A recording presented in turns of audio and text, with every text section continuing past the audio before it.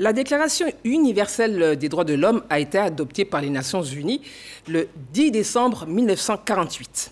C'est un document international qui énonce les droits fondamentaux et universels de tous les êtres humains. Au fil des siècles, des idéaux nobles ont été proclamés, des chartes ont été rédigées et des engagements ont été pris en faveur de la dignité humaine.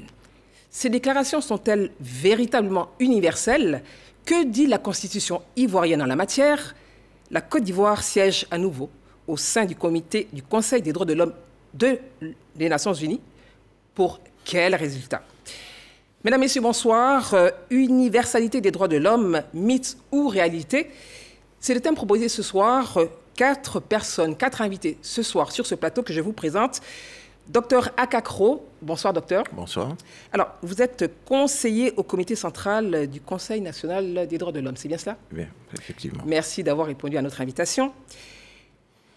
Monsieur Kwasi Kwadio Alfred, bonsoir. Bonsoir. Alors, vous êtes président de l'Organisation ivoirienne pour le travail des personnes handicapées. Vous êtes également expert indépendant, membre du comité des droits des personnes handicapées des Nations unies. C'est cela. Merci d'être sur ce plateau. Merci. Marie-Flore Bégou, bonsoir madame. Bonsoir madame Herveau. Alors, vous êtes, vous, présidente du consortium des organisations de la société féminine, société civile féminine. Vous allez nous expliquer pourquoi tout à l'heure. Effectivement, merci. Merci d'être parmi nous.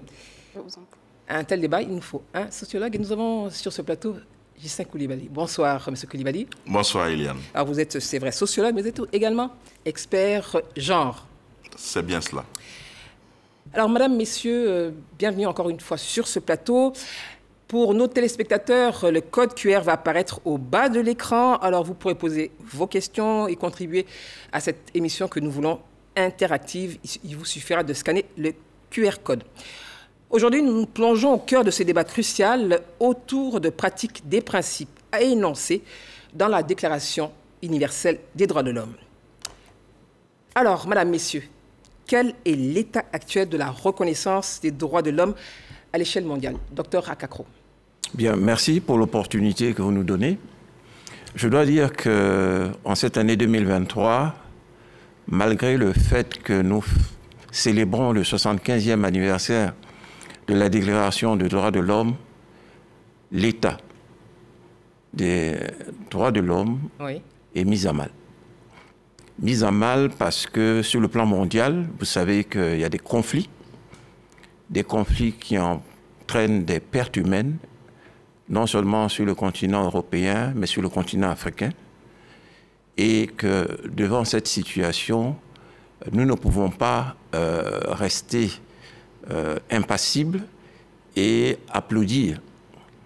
Ce qu'il y a, nous aurons l'occasion de le développer, c'est que il y a une sorte de dynamique dans les droits de l'homme. Il ne s'agit pas de droits de l'homme figés, puisque depuis des décennies, vous l'avez dit, cela évolue. Donc, nous aurons l'occasion de... Absolument, nous avons presque 90 minutes pour en parler. Alors, monsieur Kwasi Kwadio Alfred, quel est votre regard justement sur l'évolution de ces droits universels sur le plan mondial? Sur le plan mondial, il faut dire que c'est après 120 millions de morts que les droits de l'homme ont été proclamés. La DIDH est venue de la Deuxième Guerre mondiale. Oui. Il fallait qu'on arrête de se massacrer entre nous, êtres humains. Il fallait proclamer des droits, il fallait proclamer des normes.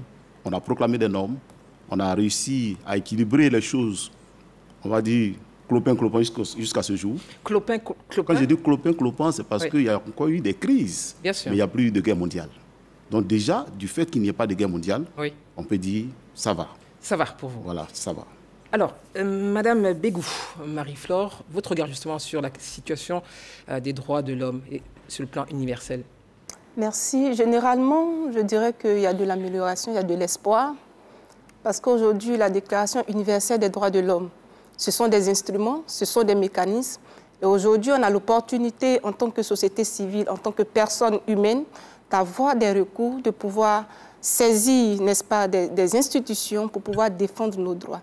Donc aujourd'hui, il y a de l'espoir, mais la réalité que nous vivons dans le monde, et particulièrement en Afrique, avec les menaces sécuritaires, nous inquiète davantage. Monsieur Coulibaly, le sociologue que vous êtes, quel est justement le regard que vous portez sur ces droits de l'homme, sur le plan universel? Merci. Alors, sur le plan universel, c'est vrai qu'on parle d'universalité des droits de l'homme, mais à l'épreuve des faits, on se rend bien compte que c'est une approche qui est véritablement théorique, étant donné que quand on regarde les différents pays qui, dans leur marche, essaient de mettre en place des dispositifs pour faire en sorte que l'expression des droits de l'homme soit une réalité, mais il y a encore beaucoup de défis. Donc pour nous, cela nous rappelle bien que ce sont des hommes qui, de par leur comportement, créent les conditions de l'expression des droits de l'homme. Mais caractéristique pour caractéristique, nous avons des sociétés caractérisées par leur diversité culturelle, leur diversité religieuse, leur diversité politique. Et donc, véritablement, pour nous, il y a encore beaucoup de défis. Est-ce que c'est justement ces diversités politiques, religieuses, etc., est-ce que ces diversités sont un frein ou une richesse, M. Akakro? C'est à la fois une richesse et un frein.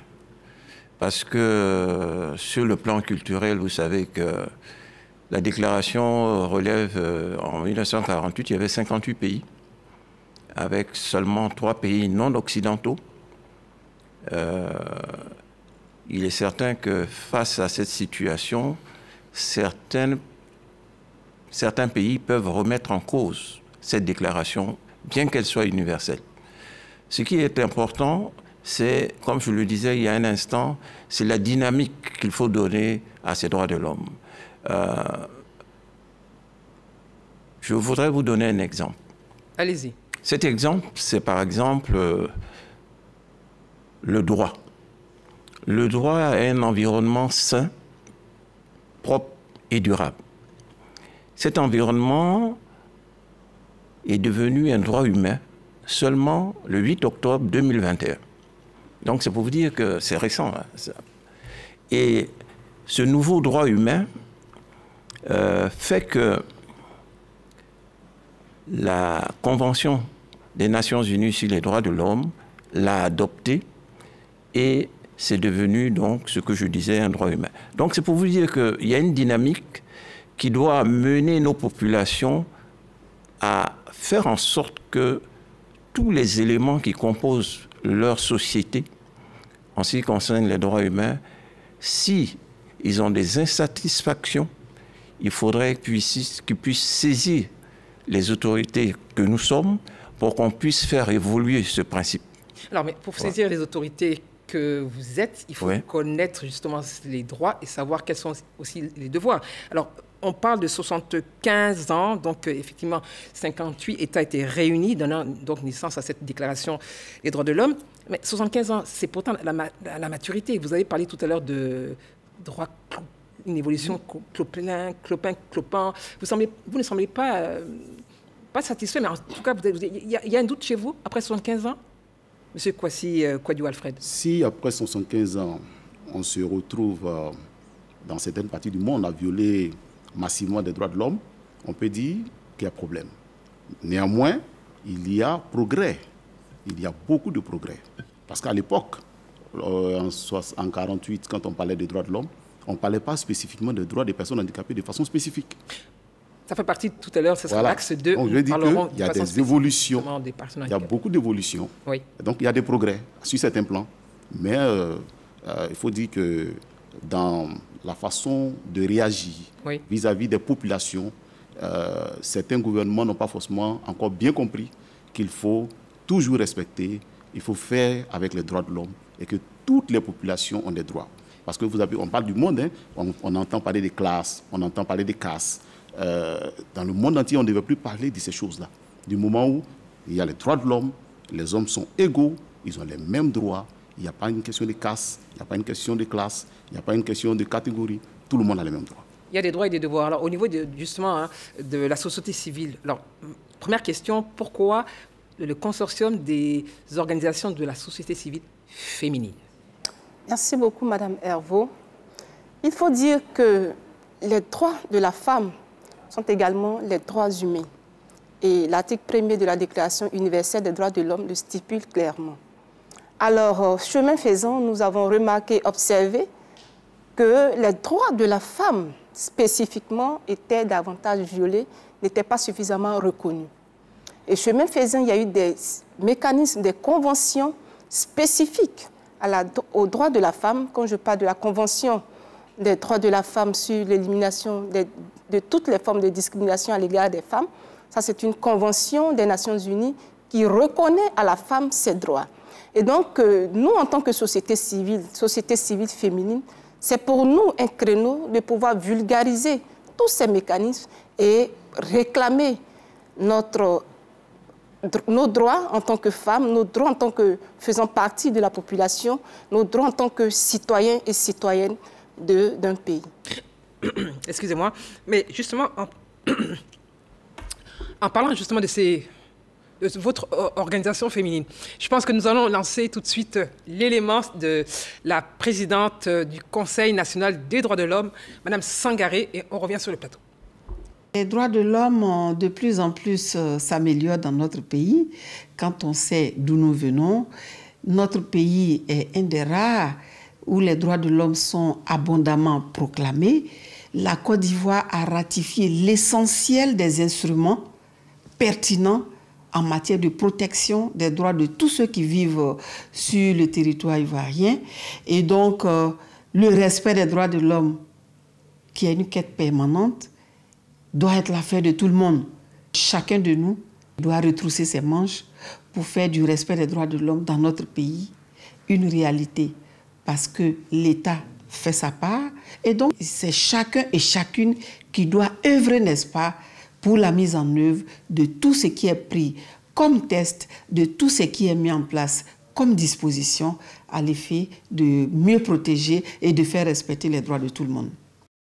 Faire respecter les droits de tout le monde, vous savez, voilà, nous sommes en direct, hein, donc il y a ces aléas. Alors merci donc pour cet élément réalisé par Davis Oyo. Donc nous avons écouté la présidente du Conseil national des droits de l'homme, Madame Namizata Sangaré. Les droits de l'homme en Côte d'Ivoire sont respectés de façon globale. Oui. Est-ce que je ne vais peut-être demander à J5 Koulibaly parce que vous êtes partie prenante, docteur. Oui, je pense qu'on peut le dire sans embâche. Hein. Le gouvernement y travaille. Oui. Nous avons la loi fondamentale, qui est la Constitution, qui interdit toutes les formes de discrimination. D'ailleurs, la Constitution, c'est l'essence même des droits humains. Et je pense que toutes les constitutions transpire la Déclaration universelle des droits de l'homme. Donc, quand vous prenez le préambule, quand vous prenez toutes les dispositions, nous avons le principe de l'égalité hommes et femmes, qui est un principe qui est consacré dans toutes les constitutions ivoiriennes, notamment la dernière, qui est la constitution de 2016. Vous avez également l'interdiction, n'est-ce pas, de toutes les formes, je l'ai dit, de discrimination. Et on fait la promotion de tout ce qui est droits humains. Donc, les droits spécifiques, droits de la jeune fille, droits des personnes vivant avec un handicap. Et donc, toutes les personnes doivent pouvoir bénéficier de la protection de l'État en matière de droits de l'homme.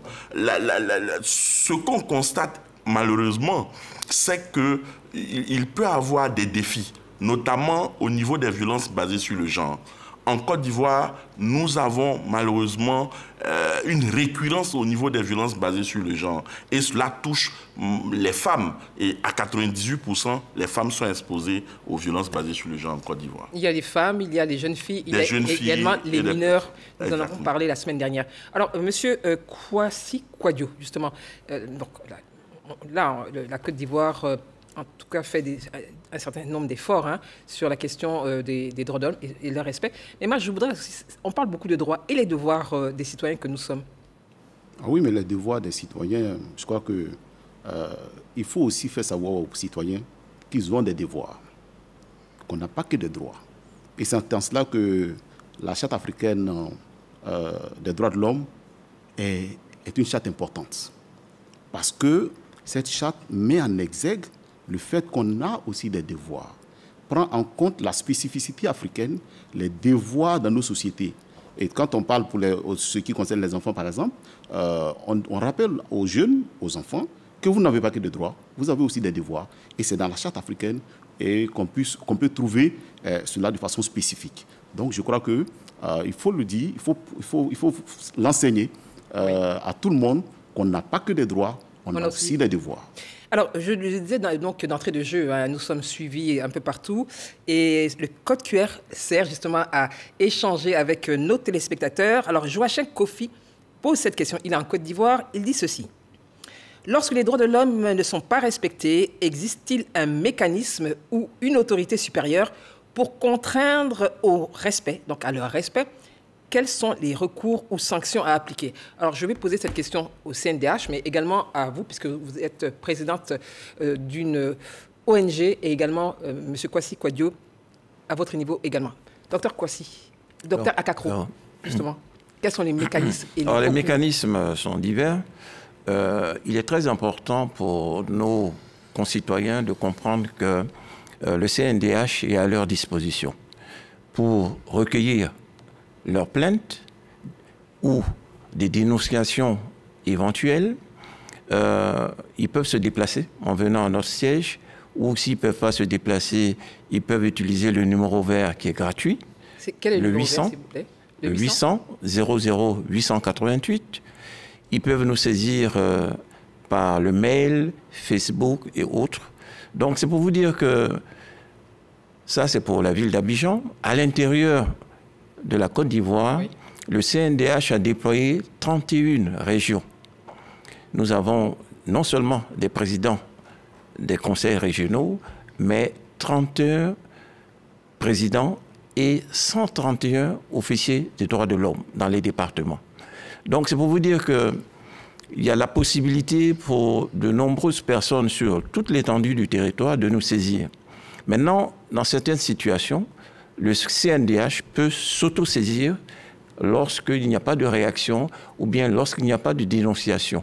Et sur ce plan-là... Mener des enquêtes. Mener des enquêtes, mener des investigations, oui, afin de faire en sorte que les autorités compétentes puissent prendre leurs décisions en toute simplicité et avec toutes leurs responsabilités. Merci, Dr Akakro. Alors, comment vous faites justement au niveau de votre consortium lorsqu'il y a violation avérée justement des droits de l'homme? Merci beaucoup. Généralement, les organisations de la société civile sont directement en contact avec les populations. Donc, très souvent, les organisations de la société civile sont les premières portes d'entrée, oui, quand il y a violation des droits de l'homme.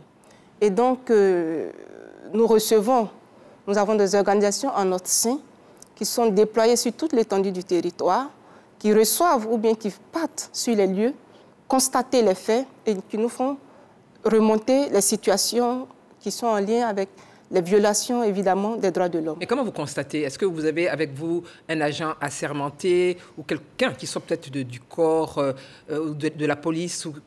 Comment vous constatez? Généralement, nous, en tant qu'OSC, oui, on va déjà sur le terrain pour constater les faits et nous nous remettons maintenant aux autorités locales, la police, le préfet, pour constater les faits. Et c'est avec eux que nous menons la procédure. Alors, M. Kwasi Kouadio, comment vous procédez, puisque vous êtes également, je le rappelle, vous êtes président de l'Organisation ivoirienne pour le travail des personnes handicapées. Lorsqu'il y a violation dans votre domaine, comment vous faites? Oui, quand il y a la violation dans nos domaines, effectivement, nous sommes saisis. Parce qu'une personne handicapée, par exemple, a été brutalisée. Peut-être que la personne travaille quelque part, on l'a renvoyée abusivement. Donc, la personne ne sait pas ce qu'il faut faire. Donc, elle s'adresse à nous.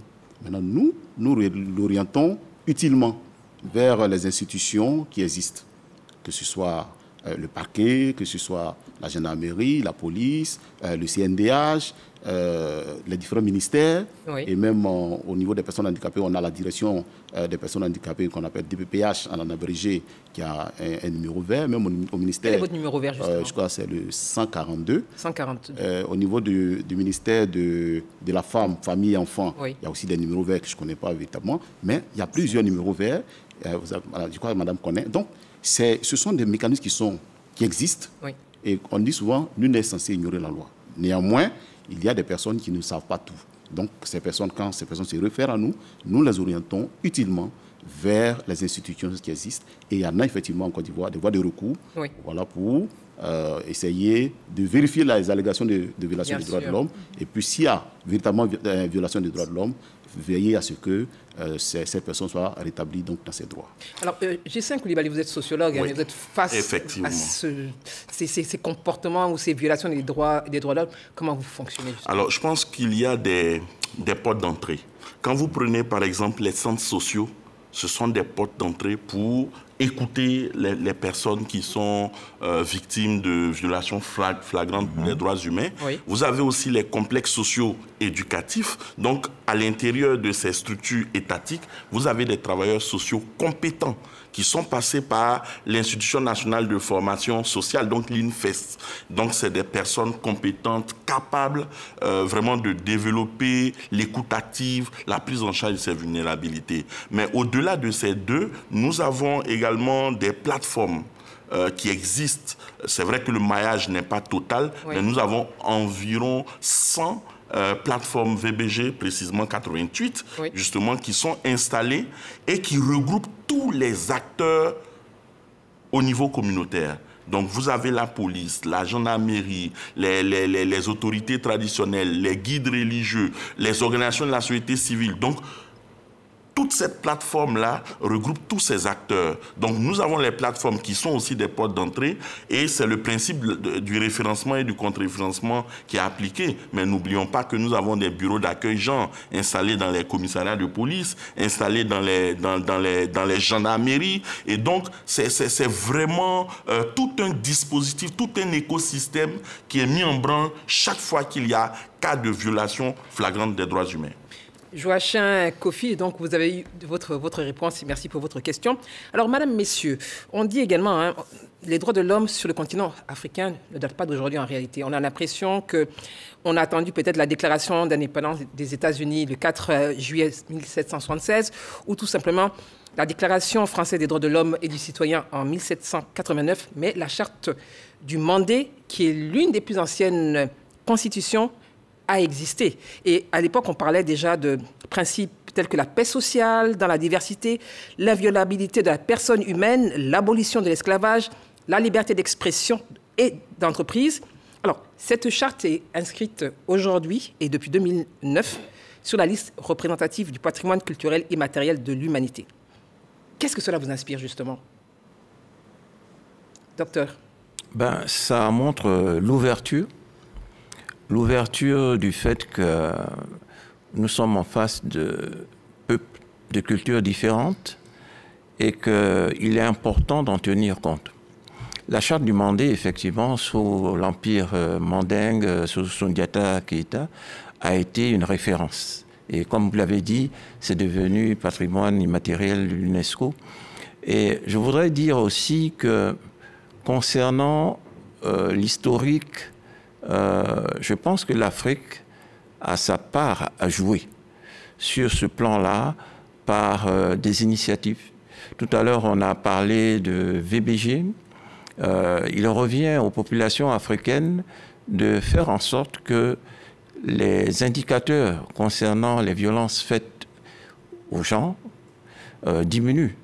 Nous avons par exemple près de 950 violences basées sur le genre, avec 198 cas de viol, rien que pour 2023. Donc, il y a tout un travail de base à faire afin que les comportements puissent changer. Alors, quand on parle de travail à faire, vous êtes tous les quatre là, avec évidemment des engagements spécifiques au regard de vos différentes fonctions. Moi, je suis encline à demander à M. Kwasi Kouadio, qu'est-ce que vous faites? Madame la Présidente, Gisèle Coulibaly, et vous-même, docteur, qu'est-ce que vous faites justement pour informer, sensibiliser les populations? Qu'est-ce que vous faites à votre niveau? Ah oui, ce que nous faisons à notre niveau, c'est de faire connaître aux personnes handicapées leurs droits. Ça, c'est la première chose à faire. Dans les cas de violence basée sur le genre, ça existe aussi dans ce milieu. Il y en a beaucoup. Oui. Parce qu'en fait, vous savez, les femmes handicapées sont victimes de discriminations multiples. Elles sont violentées, elles sont abusées, ça je vais vous le dire clairement. Et ce sont des femmes, généralement, il y a un cas qui s'est passé en Côte d'Ivoire en 2018, qui est emblématique, qui est grave, qui est triste, parce qu'il y a un monsieur qui a enceinté une de nos sœurs en situation de handicap, et puisque la sœur était enceinte, que tout le monde devait découvrir maintenant que c'est lui qui l'a enceintée, à cause de ce qu'il a dans sa mentalité au sujet des personnes handicapées, les stéréotypes et tout le préjugé qu'il a concernant les personnes handicapées, pour ne pas qu'on sache que c'est lui qui l'a enceintée, il s'est saisi d'un fusil calibre 12 et il a battu cette sœur à bout portant dans la zone des Dalois. Cette affaire a été portée devant la justice? Ah oui. Madame le ministre de la femme, à l'époque, était même venue nous voir, nous personnes handicapées, au plateau, parce que vraiment, c'était terrible. Donc, vous voyez, cette façon de penser, c'est ce que nos sœurs vivent. Les personnes qui se cachent, qui viennent notamment les voir, et après qui disparaissent. Et donc, elles ont des enfants. On ne peut même pas dire c'est qui l'a enceinté. On a une sœur qui est venue. Il dit, mais madame, vous avez fait l'enfant avec qui? Elle dit, il est venu, il m'a dit qu'il s'appelle Dioblek. Bon, Dioblek, maintenant, il est parti. Et puis, il n'y a pas de pièce qui prouve que quelqu'un s'appelle Dioblek. Donc, il a fui. Donc, vous voyez, parce qu'ils abusent de nos sœurs. Alors, ces sœurs, il y en a aussi qui les violent. Et quand on dit handicap, il y a aussi le côté intellectuel.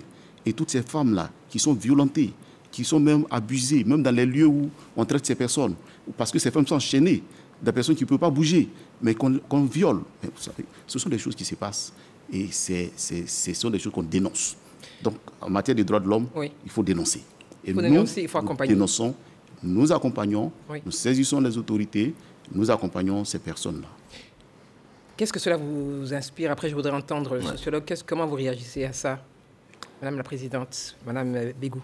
Je disais effectivement, la question de la protection des droits de l'homme est une question, c'est un défi, un véritable défi pour nos communautés, pour nos nations. Et donc nous, en tant que société civile, surtout consortium des ONG féminines, ce que nous faisons généralement, c'est déjà de travailler pour que le droit des femmes soit respecté dans nos textes. Aujourd'hui, il y a une avancée, oui, parce qu'au niveau de la Constitution, dans le préambule déjà, il est reconnu que l'homme et la femme sont à égalité en termes de droits. Oui. Mais spécifiquement, il y a 3 articles qui sont dédiés à la femme dans le texte, dans la Constitution. Et en marge de cette Constitution, nous avons d'autres textes qui répriment la mutilation génitale féminine depuis 2018. Il y a également cette loi sur le quota qui prône la participation des femmes aux instances de prise de décision. Des élections. Effectivement. Et aujourd'hui, depuis 2021, nous avons une loi qui réprime, n'est-ce pas, toutes sortes de violences sexuelles à l'égard des femmes. Donc, il y a une avancée. Et l'autre travail que nous faisons en tant que société civile, c'est le travail de plaidoyer. Plaidoyer et de dénonciation. Quand nous observons une injustice, nous dénonçons. Dénonçons à travers les canaux officiels. La police, le CNDH, les ministères. Nous faisons également un travail de plaidoyer auprès des ambassades, auprès des institutions. Et l'autre travail que nous faisons en tant qu'organisation féminine, c'est de pouvoir renforcer le leadership, la capacité des femmes, de sorte que là où elles sont, où qu'elles soient, elles revendiquent leurs droits pour que, n'est-ce pas, les droits des femmes soient respectés, parce qu'elles font partie intégrante de la communauté, elles ont un rôle à jouer et donc elles doivent revendiquer ce rôle. Et ce soir, elles vous entendent puisque vous êtes sur ce plateau. Alors, des questions arrivent. Ousmane Sow qui me dit ceci. Bonsoir, j'ai une question pour M. Koulibaly, Ghislain. Il nous fait savoir que nous avons des portes d'entrée et il a signalé plusieurs aspects. Mais j'aimerais savoir qu'est-ce qui est prévu pour les populations hors d'Abidjan. Est-ce qu'elles bénéficient également de ces avantages? Je vous laisse rapidement répondre et je voudrais entendre également le Dr Aka Kro qui nous a parlé des différentes plateformes qui sont à l'intérieur du pays. Mais rapidement, Ghislain. Oui, merci pour l'intérêt. Je voudrais rassurer Monsieur Ousmane Sow. Voilà, Monsieur Ousmane Sow, pour dire qu'effectivement, quand vous regardez le dispositif qui est mis en place au niveau de l'État, les complexes socio-éducatifs sont également en milieu rural, les centres sociaux sont également en milieu rural, les plateformes de violence basées, de lutte contre les violences basées sur le genre sont également en milieu rural. Aujourd'hui, au niveau de la police, lorsqu'il n'y a pas de bureau d'accueil genre, il y a au moins un point focal genre. Et au niveau des gendarmeries, donc de la gendarmerie, vous avez les bureaux d'accueil genre. Et donc, c'est sur l'ensemble du territoire, il n'a pas à craindre. Vous avez quelque chose à ajouter, docteur? La disponibilité de nos conseils régionaux et de nos officiers des droits de l'homme dans les départements qui sont prêts à accueillir ces personnes afin de les orienter et de trouver des solutions lorsqu'elles sont victimes de violences basées sur le genre. Alors, Ousmane Sow de Côte d'Ivoire, vous avez donc vos deux réponses. Alors, M. Konaté nous écrit des États-Unis. Bonsoir ou bonjour, c'est avec les décalages horaires. Alors, est-ce que les forces de l'ordre, police, gendarmerie, etc., reçoivent-elles une formation justement en ce qui concerne la protection des droits de l'homme? Est-ce que, docteur Akakro, vous formez les forces de l'ordre? Quel est le rapport justement que vous avez avec les forces de l'ordre? Alors, nous avons un partenariat, non seulement avec la police, les forces armées, la gendarmerie. Donc, c'est un partenariat très vivant, avec des réunions assez régulières qui permettent quand même de... par exemple, je vais vous donner par exemple le cas lors de la quinzaine et des quinzaines antérieures. Nous avons donc des enseignements qui sont faits en direction des populations, des corps habillés. Et dernièrement, nous n'avons pas cette année programmé d'enseignement sur ce plan-là, mais l'année dernière, il y a eu un engouement pour ce genre de formation. Mais on espère qu'il y aura d'autres formations parce qu'au regard de l'évolution... Il y a déjà les partenariats qui se réunissent au moins une fois tous les 3 mois. Et lors de la quinzaine, on essaie de faire en sorte qu'il y ait une accentuation de ces connaissances et de ces enseignements. Alors, je vais vous poser une question à tous les 4, avant de passer à l'acte 2. Les défis liés au climat, au changement climatique, peuvent être-ils une menace, également une menace directe, donc en ce qui concerne les droits de l'homme ou le respect des droits de l'homme? Monsieur Kwasi Kouadio. Oui, c'est une grande menace. De nos jours, nous nous rendons compte que les changements climatiques ont provoqué des dégâts énormes, mais des dégâts, on va dire, incommensurables. Et ce sont des véritables menaces en matière de violation des droits de l'homme. Pourquoi? Parce qu'on parle de durabilité pour éviter ces menaces. Mais il y a que certaines structures, dans le développement de leurs activités, ne prennent pas en compte la question de la durabilité. Et les conséquences derrière, ce sont les effets de ces changements climatiques. Ce sont des éboulements, ce sont des inondations, parce qu'on a bouché ici, parce qu'on a bouché là. On a même vu à Abidjan ici certaines sociétés qui ont été dégagées parce qu'il fallait laisser l'eau passer. C'est des grandes structures qui ont construit des grands bâtiments là où l'eau devait passer. Ça a créé de graves problèmes à Abidjan. Mais imaginez-vous, moi qui suis... Au-delà d'Abidjan. Oui, non, je veux dire, je prends cet exemple. Mais quand vous voyez quelqu'un qui est dans une chaise roulante, ceux mêmes qui sont... Quelqu'un vient dire, lui, il est arrêté, il a 1,90 m, il dit qu'il a reçu l'eau ici. Mais celui qui est en fauteuil roulant, il est où? Il est en dessous de l'eau. Donc, vous voyez qu'il y a déjà un grave problème. Il y a les personnes en situation de handicap qui sont les plus menacées lorsqu'on parle même de questions de risque de dérèglement climatique. De dérèglement climatique qui provoquent des situations de catastrophes naturelles. Donc, c'est pour cela que, bon, là, je vais vous le dire tout de suite, au niveau international, il est prévu une façon de faire pour prendre en compte cette dimension-là dans la réponse au dérèglement climatique, dans la réponse aux catastrophes. Mais il y a pourtant de grandes réunions à travers le monde. D'ailleurs, il y a une COP. Oui, mais ça se fait mais le plus souvent, quand ça se fait, par exemple, pour la question du handicap, on ne prend pas cela en compte. On vous prend en compte? Non, on ne prend pas en compte parce que moi, je ne me souviens pas, par exemple, chez nous en Côte d'Ivoire, je ne me souviens pas que l'un d'entre nous a été associé à l'élaboration d'un programme de prise en compte des risques de catastrophes.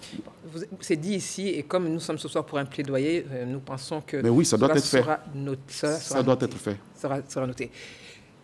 Messieurs, alors, un dernier élément avant de passer à l'acte 2.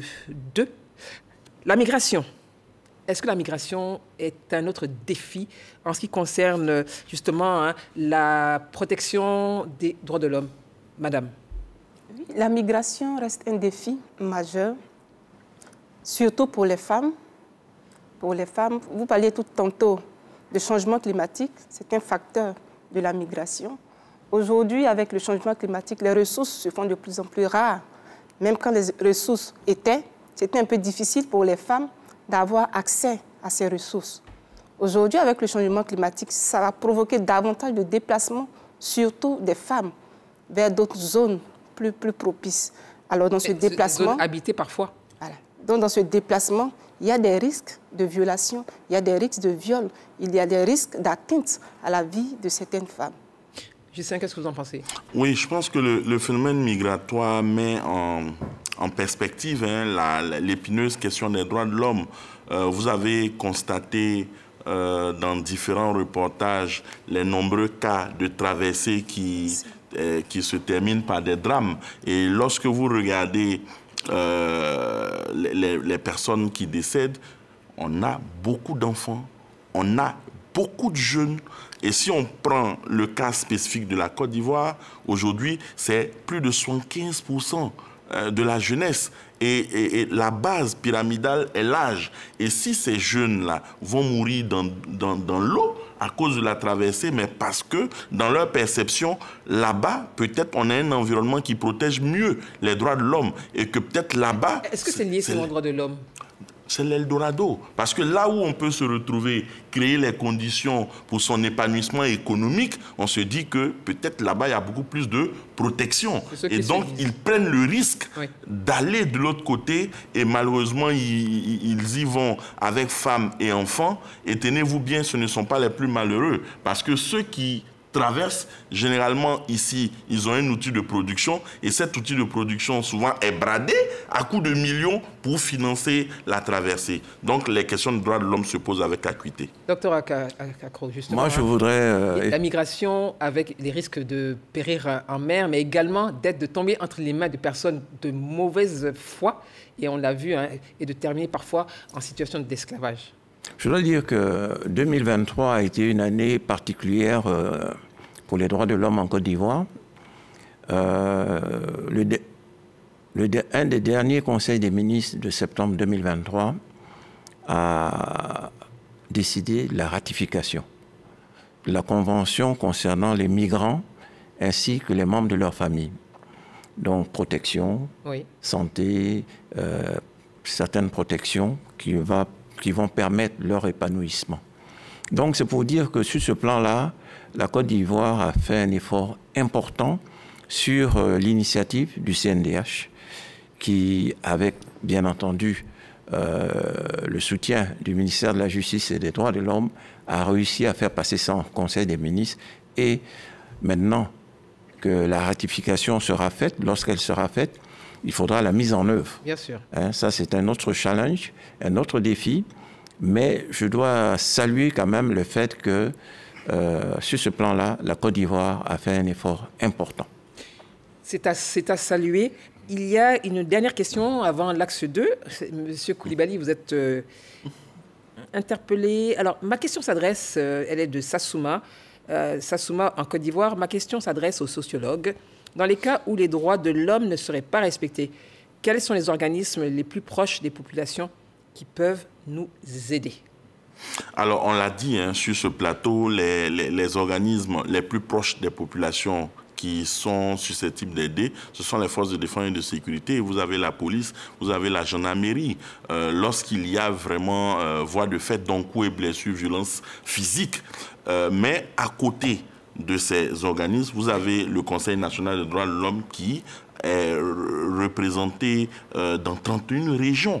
Par exemple, vous avez, comme on l'a dit, les plateformes de violence basées sur le genre qui peuvent être saisies, mais n'oublions pas que les autorités traditionnelles sont également des personnes ressources qui peuvent remonter les informations et actionner, je veux dire, la police et la gendarmerie pour intervenir en cas de violation flagrante des droits humains. Monsieur Sassouma, donc vous avez des réponses à votre interrogation. Axe 2 pour ce débat. Alors, pour cette quinzaine des droits de l'homme, nous avons décidé de faire ce soir un focus, je dirais plutôt ouvrir une lucarne sur les personnes en situation de handicap. Nous faisons donc un retour sur la journée qui leur a été dédiée. Tout de suite, nous suivons Siaka Kone. La cérémonie commémorative des 75 ans de la Déclaration universelle des droits de l'homme a lieu cette année du 1er au 15 décembre. Dénommé la quinzaine des droits de l'homme, le programme piloté par le CNDH, Conseil national des droits de l'homme, a été marqué par des activités tendant à contribuer au renforcement de l'état des droits par la promotion des droits de l'homme en Côte d'Ivoire. Des journées thématiques avec des activités éclatées sur l'ensemble des 31 régions de la Côte d'Ivoire. Les droits de l'homme sont basés sur le respect de l'individu. Le principe fondamental est qu'une personne est un être qui mérite d'être traité avec dignité. Ils sont universels et s'appliquent à tout le monde. Les droits de l'homme rythment notre quotidien. Les droits à la vie, à la santé, à l'éducation, à un environnement sain, à la sécurité et à la paix, pour ne citer que ceux-ci, expriment les besoins et les aspirations profondes des populations. Cette édition 2023 s'est voulue inclusive de toutes les couches vulnérables de la société ivoirienne. Des audiences foraines et des consultations gratuites en vue de permettre au CNDH de se rapprocher davantage de la population. L'un des temps forts du programme de cette année, la journée dédiée aux personnes en situation de handicap, le lundi 4 décembre dernier. Occasion de relever les difficultés auxquelles sont confrontées ces personnes. À la faveur de cette journée, le CNDH a pu mobiliser plusieurs organisations autour des panels en vue de favoriser leur plein épanouissement. Les journées suivantes ont été consacrées à la sensibilisation des masses à travers des consultations, portes ouvertes et rencontres sportives. Merci Siaka Kone, merci à Ibrahim Touré, merci à Pacom Afrié pour le montage. Alors, on a vu un élément très parlant. Je voudrais donc vous demander directement, M. Kwasi Kwadio, Alfred, votre ressenti quand on regarde cette image. Ah oui, mais moi je dis que du moment où on parle des droits de l'homme, oui, au moment où on parle de la question du handicap, je crois que c'est une grande évolution. Parce qu'au départ, on parlait de la question du handicap sous le prisme des questions d'aumône. Il faut leur donner de l'aumône, il faut poser des actes en leur faveur. Et puis après, on est passé à une autre étape où, sous le prisme médical, il est en situation de handicap, il faut le soigner, et ainsi de suite. Et aujourd'hui, on conçoit la question du handicap comme question de droits de l'homme. C'était une très grande évolution parce que ce qu'on comprend ici maintenant, c'est que ce n'est pas seulement la déficience qui définit la personne handicapée, physique. La déficience même physique, même sensorielle, même intellectuelle, même mentale, oui, qui définit la personne handicapée, mais c'est aussi les barrières de la société, c'est aussi l'environnement de la personne. Donc, quand c'est une question de droits de l'homme, la société doit donner à la personne handicapée ses droits pour que la personne puisse participer au même titre que les autres à la vie de société. Donc, c'est vraiment un grand progrès quand on aborde la question du handicap sous le prisme des droits de l'homme. Alors justement, ce sujet intéresse beaucoup de téléspectateurs et nous avons Ebroen de Côte d'Ivoire qui dit ceci, sa question. Quelles sont les dispositions prises pour faire respecter les rampes de passage des handicapés pour l'accès aux locaux des services, surtout publics? Alors, Dr Akako, est-ce qu'à ce niveau, vous avez une réponse pour notre téléspectateur? Je dirais qu'en ce qui concerne les édifices publics, il y a un code. Oui. Qui a été élaboré à la faveur d'une loi qui concerne le ministère de la Construction, qui fait obligation justement de prévoir dans les détails des constructions des éléments qui permettent aux handicapés de se déplacer. Est-ce que c'est effectif? Totalement. Je dis bien que c'est une loi, oui, avec un code, avec un décret d'application, mais je pense qu'il est de notre rôle d'interpeller les autorités ministérielles qui sont concernées sur le respect de cette disposition. on voit quand même, depuis un certain temps, que certains édifices publics font des efforts, et même des édifices privés, mais ça ne suffit pas. Et d'ailleurs, Alfred est présent, il y a encore beaucoup à faire sur ce plan-là. Donc, stimulons, interpellons, et je pense que cela va s'améliorer. Cela va s'améliorer. Alors, je voudrais, c'est vrai que vous êtes président donc, de cette ONG, mais avant de vous redonner la parole, il faut quand même dire qu'en février d'année, à l'issue du Conseil des ministres, il y a eu un décret qui a été adopté, qui porte création, attribution, organisation et fonctionnement d'un fonds, le Fonds pour l'insertion professionnelle des personnes en situation de handicap. Vous en êtes informé de toutes les manières. Bien sûr. Alors, qu'est-ce que ça va changer? Eh bien, on va dire que ça va changer beaucoup de choses. Oui. Alors, ce qu'il faut comprendre ici, c'est que le Code du travail de 2015 a pris en compte la question du handicap. Et un décret a été pris en 2018 pour amener les entreprises à employer les personnes handicapées dans une certaine proportion. C'est-à-dire, si une entreprise a un personnel permanent de 100 personnes, oui, il faut au moins une personne en situation de handicap parmi les membres du personnel. Si c'est au-delà de 100 personnes, 2% du personnel doit être en situation de handicap. Les entreprises qui ne vont pas respecter cette disposition réglementaire qui est adossée à la loi portant Code du travail doivent payer une pénalité dans un fonds. C'est ce fonds qui a été créé. Absolument. Donc ce fonds est en train d'être mis en place. Les organes du fonds se mettent en place et certainement que des arrêtés vont venir préciser ce que les entreprises doivent payer. Donc c'est un progrès qui va permettre aux personnes handicapées de pouvoir travailler maintenant. Parce que l'adaptation du lieu de travail incombe à l'employeur. Mais ce qu'il faut comprendre ici, c'est que ce n'est pas non plus pour effrayer les employeurs. Parce que ce n'est pas au détriment des employeurs que cette loi existe, puisque la loi de 2015 dit que la personne doit avoir la qualification professionnelle. Donc c'est la compétence. Voilà, c'est la compétence. C'est la compétence qui est mise en avant. Voilà. Alors, de votre côté, Madame Bégou, comment ça se passe? Vous avez dans votre association, est-ce qu'il y a des personnes justement en situation de handicap? Comment ça se passe? Oui, effectivement, de plus en plus, les personnes en situation de handicap se réunissent pour pouvoir faire valoir leurs droits. Et au niveau des organisations féminines, nous avons des organisations féminines qui travaillent sur la question des personnes en situation de handicap. Il faut dire que les personnes en situation de handicap, c'est près de 4 millions de personnes.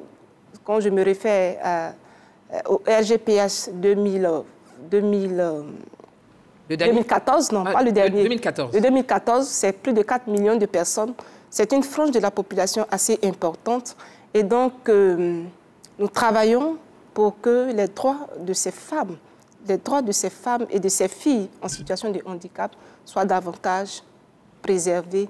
Et nous luttons également pour que ces femmes davantage prennent le devant. Moi, j'étais à Boaké dernièrement, où les organisations féminines, dans leurs activités, invitaient les femmes en situation de handicap. Pour la formation? Pour la formation.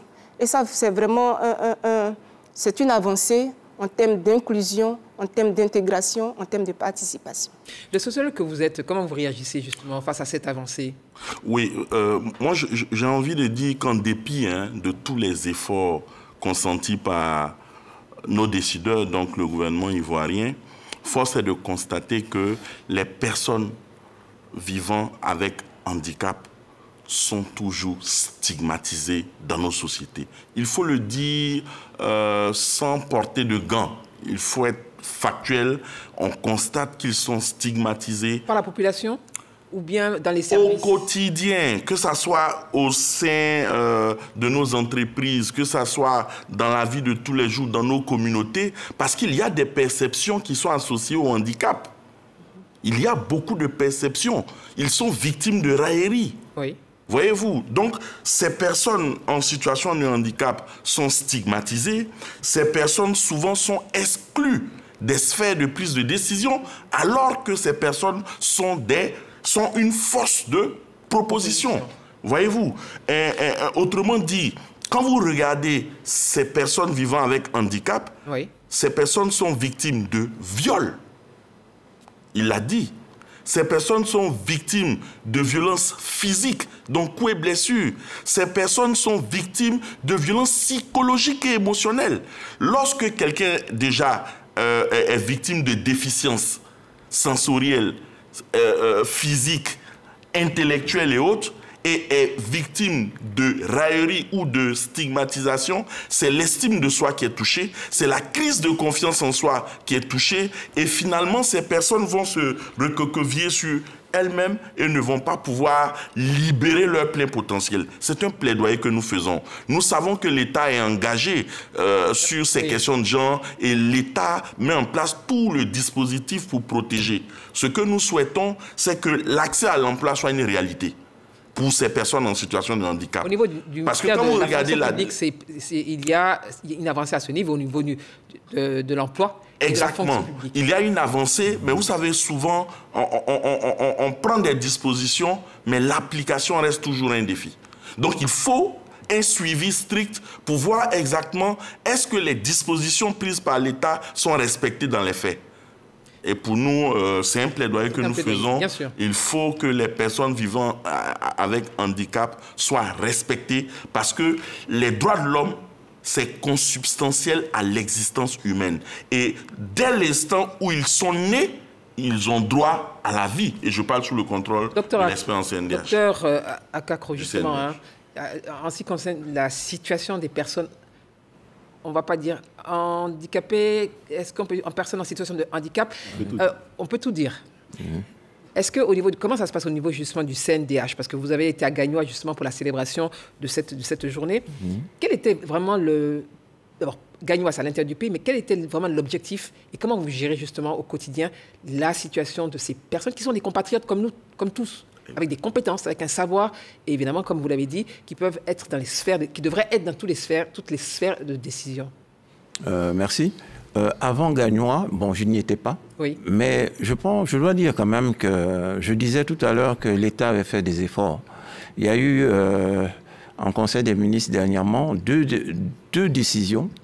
La ratification de la Convention des Nations Unies concernant les personnes vivant avec un handicap et la ratification de la Charte africaine des droits de l'homme et des peuples concernant les personnes qui sont touchées par le handicap. Donc, deux avancées. Maintenant, il faut que cette avancée se manifeste par des décisions concernant la dignité de nos handicapés. Il faut aussi qu'on fasse en sorte que ces handicapés-là connaissent leurs droits, parce qu'on s'est rendu compte que de nombreux handicapés ne percevaient pas les droits et règlements qui étaient pris en leur faveur. Notamment, on a parlé de l'emploi. Il y a aussi des bourses. Il y a une sensibilisation à faire à ce niveau. Voilà. Ah oui, il y a aussi des bourses de l'enseignement supérieur qui sont mises à leur disposition. Il y a une aide aussi sur le plan de la santé, notamment les équipements orthopédiques. Donc, c'est pour vous dire qu'il y a du travail à faire. Et je voudrais saluer d'ailleurs l'initiative de notre ami Alfred concernant les handicapés. Mais ça ne suffit pas. Ça ne suffit pas. Ça ne suffit pas, d'autant plus que je ne savais pas qu'on atteignait, on dépassait sûrement le chiffre de 4 millions. C'était en 2014. En 2014. Ça a augmenté. Oui, forcément. Donc, du travail à faire.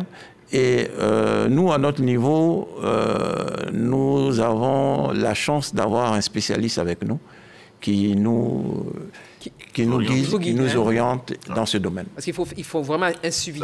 Alors, justement, M. Kwasi Kodjo, Alfred, vous êtes vous-même président, c'est vrai que vous êtes concerné, mais derrière cela, vous êtes engagé justement dans ce combat. Alors, comment justement faire ce suivi de façon... Il y a le plaidoyer, parce que nous sommes sur ce plateau justement pour en parler, mais comment faire ce suivi? Quelles sont les relations justement que vous avez, vous, en tant que président de cette organisation, vous avez avec l'État ou avec les organismes qui sont en charge justement de la mise en œuvre de cette décision? Ok.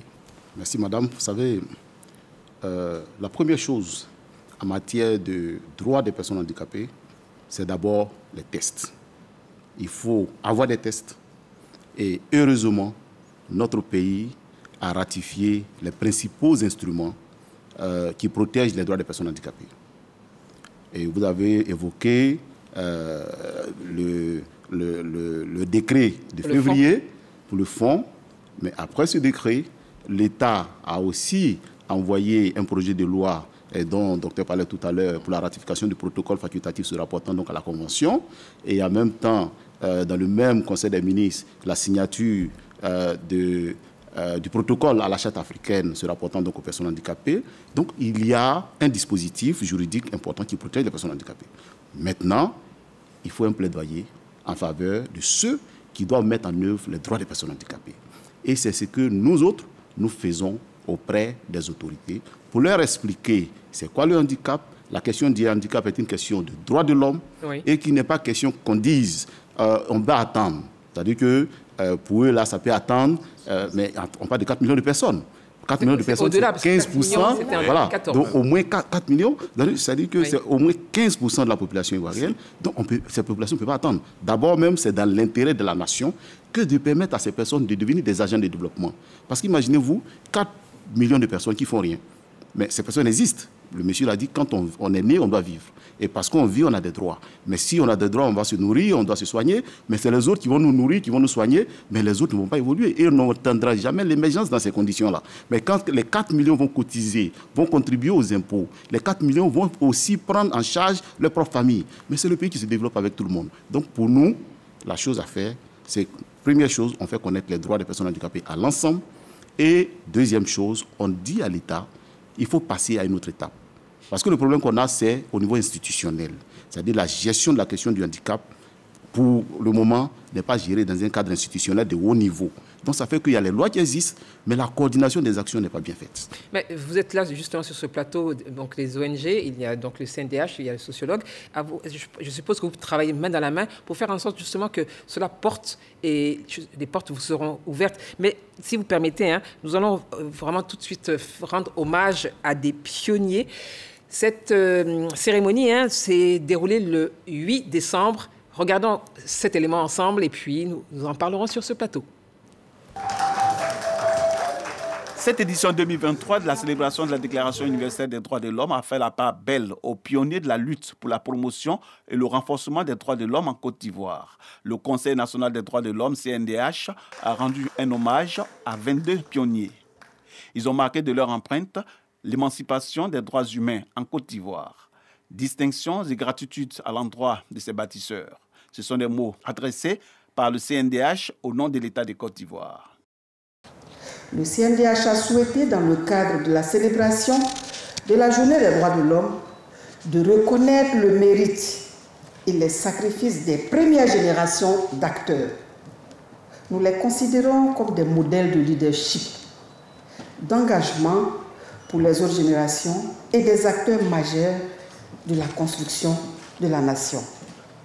À ce stade de mon propos, je voudrais faire un plaidoyer auprès de Monsieur le Premier ministre afin que l'État prenne en compte les défenseurs des droits de l'homme dans les listes des personnes à élever dans l'ordre du mérite national et dans le processus de sélection des lauréats du prix d'excellence.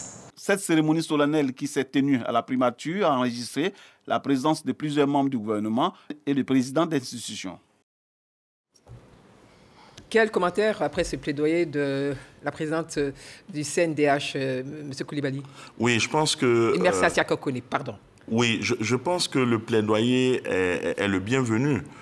Déjà, reconnaître le mérite de ces pionniers, de ces défenseurs des droits de l'homme, c'est une très bonne chose. Parce qu'ils ont donné de leur vie. Ils ont permis l'avancée des droits de l'homme. Vous savez, on est confronté souvent à deux défis. C'est l'interprétation des lois et c'est l'application effective des dispositions juridiques en matière de droits de l'homme. Mais chacun apporte sa contribution et les pionniers apportent leur contribution. Seulement, il faut chercher à savoir, elle a parlé de culture de dénonciation. Ceux qui dénoncent, est-ce qu'ils sont protégés? Ça c'est une vraie question. Est-ce qu'ils sont protégés? C'est une vraie question. Les pionniers ont été célébrés, hein, c'est donc peut-être vos devanciers en ce qui concerne cette lutte pour le respect des droits de l'homme. Est-ce que vous trouvez que c'est suffisant? Qu'est-ce que cela vous inspire justement? Déjà, c'est un sentiment de fierté, oui, de savoir que l'essence des droits de l'homme. Il y a des dénonciés, il y a des personnes en Côte d'Ivoire qui se sont levées à un moment donné pour que les lois, les textes que la Côte d'Ivoire elle-même a ratifiés, a pris, soient davantage respectés, soient une réalité dans nos communautés. Et l'autre chose, c'est de renforcer le plaidoyer de Madame la Présidente, de sorte à ce que ces pionniers-là soient davantage reconnus par la nation. Pourquoi? Parce que ce sont des luttes. Aujourd'hui, la société civile est un acteur majeur en termes de gouvernance. Avec les luttes de la société civile, aujourd'hui, nous avons une CEI qui est inclusive parce que la société civile y participe. Et ça a été le combat de la société civile en 2014, quand l'APDH a saisi la Cour africaine des droits de l'homme et des peuples pour demander à ce que la CEI soit un organe inclusif. Mais le gouvernement avait décidé de revoir la composition de la CEI. Effectivement. Donc le gouvernement, c'est vrai que la PDH, mais le gouvernement qui est souverain a décidé. Oui, mais c'est la société civile a impulsé ce changement, absolument, cette réflexion, et c'est à saluer. C'est aussi plusieurs luttes, plusieurs combats gagnés, et donc c'est une fierté aujourd'hui de savoir qu'il y a des pionniers. Et nous, en tant que filleule de ces pionniers, c'est qu'il y a de l'espoir. Il y a de l'espoir. Parce qu'on peut s'adosser sur eux pour continuer la lutte, pour ne pas que la flamme s'éteigne. Il faut aussi leur parler. Je suppose que vous parlez avec vos pionniers. Oui, effectivement, on parle avec nos pionniers. Nous sommes fiers de ces pionniers qui ont commencé la lutte donc, pour la promotion et la défense des droits de l'homme en Côte d'Ivoire. Mais vous savez, je pense que l'État devait prendre conscience de ce que l'État doit même porter cette distinction. Parce qu'aujourd'hui, tous les pays du monde entier qui vont à l'international sont appréciés sous le prisme des droits de l'homme. Alors moi j'ai une question. La Côte d'Ivoire, et je me tourne vers le docteur Akakro. Alors la Côte d'Ivoire est membre du Conseil des droits de l'homme des Nations Unies. Oui. Réélu. La Côte d'Ivoire a été réélue en 2023. Ouais. Alors n'est-ce pas une reconnaissance de l'avancée ou des avancées dont vous parlez des droits de l'homme à l'international? Effectivement, c'est une avancée, mais qui donne encore plus de crédibilité à l'institution. Et de pression aussi? Pression qui va toujours avec, mais plus de crédibilité. Oui. Et puis surtout, la Côte d'Ivoire a le droit de s'exprimer lors de ces assemblées. Parce qu'auparavant, lorsqu'on n'avait pas le statut A, selon les principes de Paris, nous n'étions que des observateurs. Avec ce statut A, non seulement nous nous exprimons, mais nous avons le droit aussi de présenter des candidats aux élections des comités consultatifs de l'organe onusien. De façon à ce qu'il y ait davantage d'Ivoiriens qui siègent dans différents comités. Effectivement, voilà. C'est important pour la visibilité. Visibilité et crédibilité. Et crédibilité. Ouais. Et notoriété. Notoriété également. Ouais. Alors, je vais revenir à vous, M. Kwasi Kodjo. On a eu en 2023, il y a tous les 4, en 2023, les élections. Il y a quelque temps, il a été question justement de revoir, pas des mécanismes, mais certains éléments permettant aux personnes en situation de handicap de jouir de leurs droits de façon totale. Accès au bureau de vote, qu'il soit au rez-de-chaussée ou à l'étage. Alors, comment vous avez vécu justement 2023? Est-ce que vous avez senti cette amélioration attendue? Oui, on va dire qu'avant 2023, il n'y avait que le code électoral dans son article 37 qui prévoyait quelques dispositions pour la participation des personnes handicapées, où la personne handicapée peut se faire accompagner par une personne de son choix. Oui. Et la personne de son choix, pour quelqu'un qui n'a pas du tout de doigts, qui n'a pas du tout de bras, c'est la personne de son choix qui appose sa signature. Pour quelqu'un qui ne voit pas, c'est la personne de son choix qui vote à sa place. Et c'est cela que nous avons dénoncé. Parce qu'on a dit que la Constitution de la Côte d'Ivoire dit que le suffrage est secret. Mais si la personne de mon choix doit venir voter à ma place... Est-ce que ce n'est pas quelqu'un de confiance? Non, même quelle que soit la personne de confiance, oui. Parce qu'on a vécu des histoires où la personne... D'abord, la première histoire, c'est que la personne de son choix qui est venue n'a même pas demandé à la personne qui vous voulez voter, elle vote carrément à sa place. La personne dit, mais est-ce qu'on vote à quel moment? Il dit, mais il a déjà fini de voter. Mais vous avez voté qui? Il dit, non, laisse, il a déjà fini de voter. Ça veut dire que lui, il vient voter son candidat au nom de cette personne, ce qui n'est pas acceptable. L'autre pan, c'est une dame non-voyante qui allait voter et qui revient à la maison avec une personne de sa famille, donc une personne de confiance. Elle arrive à la maison, on lui dit, ah bon, C'est toi qui votes l'adversaire de la famille maintenant. Mais c'est la personne à qui elle a fait confiance est venue dire elle allait voter notre ennemi. Donc, on dit, toi, tu vas quitter la maison parce que, écoutez, on ne savait pas que tu étais contre nous. Mais ces situations-là sont arrivées parce qu'elle n'a pas eu droit au secret de son vote. Donc, pour changer tout ça, nous sommes rapprochés de la CEI. Et à partir de tout ce que nous avons fait comme activité avec la CEI, dans un premier temps, la CEI a intégré dans le formulaire de recensement de la loi au niveau du code électoral. On appelle ça pour le recensement. Le recensement même, la RLE, la révision de la liste électorale. Il y a dans le formulaire la question du handicap. Où moi, je peux maintenant être identifié comme personne en situation de handicap. Parce que si on ne m'identifie pas, comment on peut prendre des dispositions pour que je puisse venir voter tranquillement? Donc, il y a une certaine évolution. Mais ce qui nous reste, et ça, c'est le plaidoyer que nous faisons, avec la CEI, on s'est entendu, on a fait des recommandations, la CEI a transmis ces recommandations au gouvernement de la Côte d'Ivoire, il revient au gouvernement de changer le code électoral pour adopter un nouveau code électoral plus inclusif qui prend en compte toutes les recommandations de notre atelier avec la CEI à Grand-Bassam. Nous sommes en 2023, prochaines élections en 2025. Rapidement, je vais faire le tour avant de passer à l'acte. Oui, assez rapidement. J'entends bien ce que l'expert vient de dire. Il faut féliciter la commission électorale indépendante. Féliciter cette institution parce qu'elle a pu se doter d'une stratégie genre.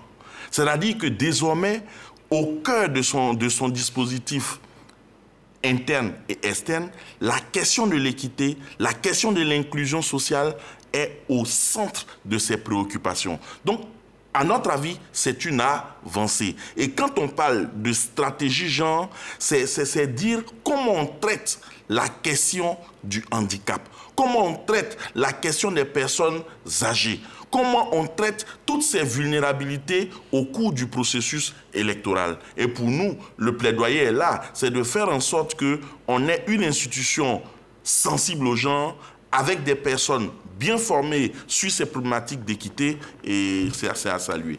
C'est à saluer. Votre réaction, Mme Begou, Dr Akakro, avant qu'on passe à l'acte 3. Vous avez envie de réagir? Je dirais que le Conseil national des droits de l'homme a l'avantage d'avoir un représentant au niveau de la CEI. Et donc... Vous êtes aussi également à féliciter. Madame, oui, effectivement, la société civile également est représentée au niveau de la CEI, comme je le disais tantôt. Et donc, nos aspirations en tant que population, à la base, sont portées à cet organe-là. Et davantage, nos questions, nos préoccupations sont prises en compte. Mais nous devons continuer le plaidoyer pour que nos institutions soient davantage inclusives. Le plaidoyer va se poursuivre, mais nous attaquons tout de suite l'acte 3. Commission nationale des droits de l'homme, quelle solution pour garantir justement l'universalité des droits de l'homme? Micro-trottoir réalisé par Siaka Kone Ibrahim Touré, montage Pacom Afrié. Pour universaliser les droits de l'homme, on va réagir. Selon moi, je penserais qu'il faudrait plus mettre l'accent sur l'éducation au niveau du plus bas âge, dans les services et autres. Parce qu'il se peut qu'il y ait certainement une éducation basée dessus, mais cela n'est pas accentué. Donc, la plupart des parents même ne savent pas quels sont les droits ni les devoirs. Et ils ne peuvent pas enseigner cela aux enfants. Du coup, arrivé à un moment, nous sommes devenus tous ignorants à ce droit-là. Donc si l'État vraiment pouvait accentuer au niveau des institutions financières, que ce soit éducatif, accentuer ce point-là, ce serait vraiment un plaisir pour nous. Nous demandons au monde entier de renforcer et d'encourager les gouvernements à respecter beaucoup ces droits. Parce qu'il y a certains gouvernements qui ne respectent même pas les droits de l'homme, parce qu'ils s'élèvent, ils font ce qu'ils veulent, sans considérer la vie. Au niveau de la justice, il n'y a pas de justice. Dans certains pays, par exemple, dès que vous avez l'argent, vous avez raison, même si vous avez tort. Pour garantir l'universalité des droits de l'homme, il faudrait d'abord le respect entre nous-mêmes. Il ne faudrait pas penser seulement aux personnes qui sont un peu financièrement assises. Il faudrait aussi se pencher un tant soit peu sur les personnes un peu vulnérables. Se pencher sur le cas des personnes vulnérables. Réaction après ce micro-trottoir, madame? Effectivement, il faut renforcer la sensibilisation au niveau des communautés, des populations. Parce que la Côte d'Ivoire est un pays riche en termes de tests et de lois protégeant les droits des personnes.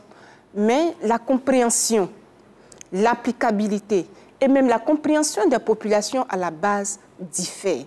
Donc il faut renforcer la sensibilisation au niveau des communautés, rendre le droit accessible. C'est en cela que nous saluons l'action du CNDH qui est aujourd'hui représenté dans les 31 régions de la Côte d'Ivoire et qui au quotidien travaille avec la population, échange avec les organisations de la société civile pour qu'on puisse comprendre véritablement l'essence même, la quintessence de ce que c'est que les droits de l'homme et comment les appliquer au quotidien dans notre environnement.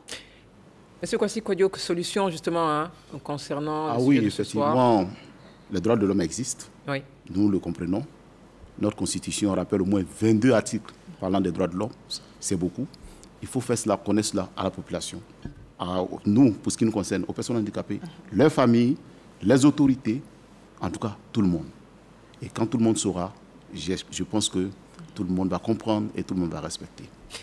Docteur Akakro, vous pensez que, pour rebondir sur ce que disait donc M. Kwasi Kwadwo, les droits de l'homme sont mal connus, mal compris? Oui. Qu'est-ce qu'il faut faire pour renforcer dans ce cas? En fait, il y a plusieurs actions qui sont déjà faites, mais il faut plus. Il y a déjà 200 à 300 auditeurs qui s'inscrivent chaque année au CNDH pour faire le certificat du droit international des droits de l'homme.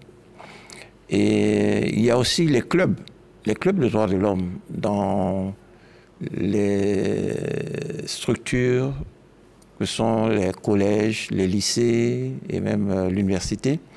Donc c'est pour vous dire qu'il y a déjà une action qui est faite en direction des populations, mais ce n'est pas suffisant. La proximité, en termes de proximité, parce que vous vous rapprochez des populations? On se rapproche des populations, mais les populations d'Abidjan sont plus difficiles à cerner. Pourquoi? Par contre, vous savez, la cadence de cette ville mégalopole qui compte plus de 6 millions, chaque matin, c'est la course. La course pour manger, pour s'occuper des enfants. Mais je pense qu'à l'intérieur, l'action de nos représentants est porte mieux que dans une ville cosmopolite comme Abidjan. Mais est-ce qu'on peut former, sensibiliser à l'intérieur du pays et sensibiliser beaucoup moins parce qu'on est dans cette mégalopole? Est-ce que ce ne serait pas déséquilibré in fine? Non, j'ai parlé tout à l'heure des clubs. Oui. C'est surtout la jeunesse. C'est surtout la jeunesse. Vous savez, 70% de la jeunesse. 75 aujourd'hui, je pense. 75 même. Donc, sur ce plan-là, il va falloir renforcer d'ailleurs. Les auditeurs de tous bords qui viennent s'imprégner des droits de l'homme. Donc, il y a déjà des actions. Mais, effectivement, il va falloir avoir des budgets plus conséquents. Et sur ce plan-là, je vous annonce qu'il y a un institut qui va voir le jour d'ici 2 ans. À Abidjan? Dans la périphérie d'Abidjan, dans la zone de Bingerville, en ce qui concerne la formation en droits de l'homme et en démocratie. Cet institut sera ouvert à la sous-région? Ce serait l'idéal, si les moyens nous le permettent. En tout cas, c'est un projet. Le terrain est déjà acquis. On voudrait remercier le ministère de la Construction et toutes les bonnes volontés qui voudront bien apporter leur soutien financier pour l'édification de cet institut. Ou en ressources humaines également, G5 Koulibaly. Les ressources humaines sont déjà là et puis on nous aider à... Oui, alors G5 Koulibaly, justement, je voulais vous entendre par rapport aux solutions. Qu'est-ce qu'on peut faire justement pour renforcer cette sensibilisation, cette appropriation de la préservation des droits de l'homme et leur respect? Exactement. Ma proposition est la suivante. Il faut ouvrir des espaces de dialogue inclusifs pour permettre aux populations de pouvoir discuter, échanger autour de sujets importants. Parce que le constat qu'on a fait, c'est qu'il y a un déficit de culture de dialogue. On ne se parle toujours pas.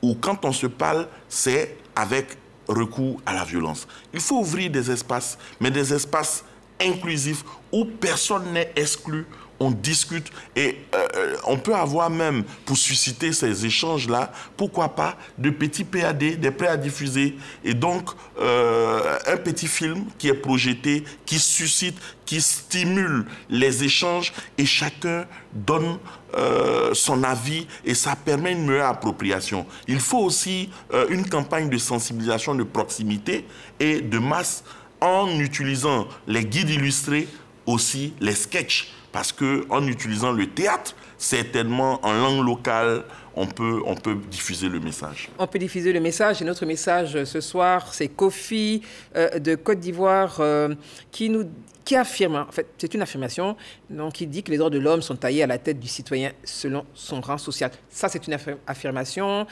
Mais la question, elle vient de Farou Pété. Il dit, de Côte d'Ivoire, il dit, pensez-vous que le concept d'universalité des droits de l'homme est plus idéologique que réaliste à la lumière des diversités culturelles et sociales qui existent? Monsieur, rapidement. Ah oui, en matière de droits de l'homme, il n'y a que l'universalité. C'est-à-dire qu'en matière de droits de l'homme, il n'y a pas de différence. Est-ce de façon claire, tangible, ou est-ce lié aux déclarations? C'est d'abord lié aux déclarations, mais on ne peut pas trouver d'excuses pour ne pas respecter les droits des personnes. Parce que les droits de l'homme sont liés à l'homme. Oui. Et ce n'est pas un État qui reconnaît à un homme le droit à la vie. Il a droit à la vie. Personne ne doit lui reconnaître cela. Donc l'universalité des droits de l'homme commence par là. On dit j'ai droit à la vie, vous avez droit à la vie, quelqu'un qui est en Europe a droit à la vie, il est en Asie, il a droit à la vie. C'est ça l'universalité des droits de l'homme. Alors moi j'ai une question pour tous les quatre, parce qu'elle va vous servir de conclusion. Le droit humanitaire, hein, parce qu'en temps de conflit, le droit doit s'appliquer en ce qui concerne même les prisonniers, leur respect, il y a des règles. Alors est-ce que aujourd'hui, avec tout ce qui se passe à travers le monde, sur tous les continents, est-ce que certains disent que les droits de l'homme sont à géométrie variable? Quel est votre sentiment? Je vais commencer par vous et nous ferons le tour pour la conclusion. Ce sera votre conclusion en même temps. Oui, en fait, dire que les droits de l'homme sont à géométrie variable... C'est une question c'est une question... Oui, je pense que les droits de l'homme ne peuvent pas être à géométrie variable. Il peut y avoir des attitudes, des comportements, des réactions, des actions qui ne respectent pas les droits de l'homme. Mais les droits de l'homme, en tant que droits de l'homme, ne peuvent jamais être à géométrie variable. Je donne un petit exemple. Si vous estimez que vos droits sont violés, mais vous vous adressez à qui de droit, qui peut vous aider à être rétabli dans vos droits. Mais la loi qui vous protège ne changera pas parce que c'est vous qui êtes venu. Donc les droits de l'homme ne peuvent pas être à géométrie variable. Par contre, les réactions des êtres humains sur la Terre peuvent varier d'une saison à l'autre, d'une situation à l'autre. Voilà. Merci. Cela n'a rien à voir avec les droits de l'homme. Merci infiniment pour votre message, M. Kwasi Kwadjo. Madame la Présidente. Effectivement, en temps de guerre, en temps de crise, il y a des règles, il y a des lois qui régissent, n'est-ce pas, les temps de guerre. Mais même en temps de guerre, les droits de l'homme sont toujours respectés. Ils doivent être respectés Ils sont respectés et ils doivent être respectés. Par exemple, quand vous attrapez votre ennemi, vous n'avez pas le droit, par exemple, en DIDH, vous n'avez pas le droit de lui ôter la vie. Alors que le droit à la vie est contenu dans la Déclaration universelle des droits de l'homme. Et donc, pour terminer, je dirais que la question des droits de l'homme est une question transversale et qui aujourd'hui est encore présente, est d'actualité. Et donc, il est important pour nos États de pouvoir travailler à ce que chaque être humain, chaque citoyen bénéficie de ses droits, le respect de ses droits. Comme le disait un penseur japonais, paix à son âme, il disait qu'une communauté où les femmes et les jeunes sont épanouis, cette société-là ne connaîtra pas d'impasse. Aujourd'hui, nous avons besoin de paix, nous avons besoin de stabilité, nous avons besoin d'équilibre. Donc, il est important que nos États puissent se pencher sur la question, qu'on ait des États inclusifs, intégrés pour la justice. Merci beaucoup. Merci beaucoup. Koulibaly, Oui, au regard de tout ce qui se passe dans le monde, on constate bien que la notion de droit de l'homme relève d'un idéal. C'est une quête inlassable. C'est de la théorie pour moi et il y a un décalage entre théorie et pratique. Parce qu'on reconnaît ces droits à travers des textes de loi, des conventions qu'on a ratifiées, mais à l'épreuve des faits, souvent, ce n'est pas toujours respecté. Et on peut avoir la question de classe sociale qui intervient pour influencer généralement les jugements. Merci, Justin Coulibaly. Docteur, vous avez donc, vous êtes le dernier, le mot de votre docteur Akakrou. Merci. Alors, donc, l'universalité de la déclaration, elle est patente, hein, manifeste, mais il faut reconnaître que moi, je tiens beaucoup au dynamisme des droits de l'homme. C'est-à-dire que j'estime qu'il y a une impulsion dynamique qu'il faut donner à ce mouvement. Et cela va au-delà de la déclaration. Cela va au-delà de la déclaration. Voilà. Et il y a toute une approche qu'il va falloir faire au niveau non seulement du Conseil, mais aussi au niveau des populations, en inculquant des notions, et au niveau de l'État. Voilà. Merci, docteur Akakrou, pour votre conclusion. Merci, mesdames, messieurs, de nous avoir suivis. Merci à toutes les équipes techniques, rédactionnelles qui nous ont permis d'être là ce soir. Merci, bien sûr, à vous qui nous avez suivis à travers le monde. Vos questions, vos constats. Nous nous retrouvons très, très, très bientôt sur ce plateau avec beaucoup de plaisir. En attendant, vous restez sur RT1. Bonsoir.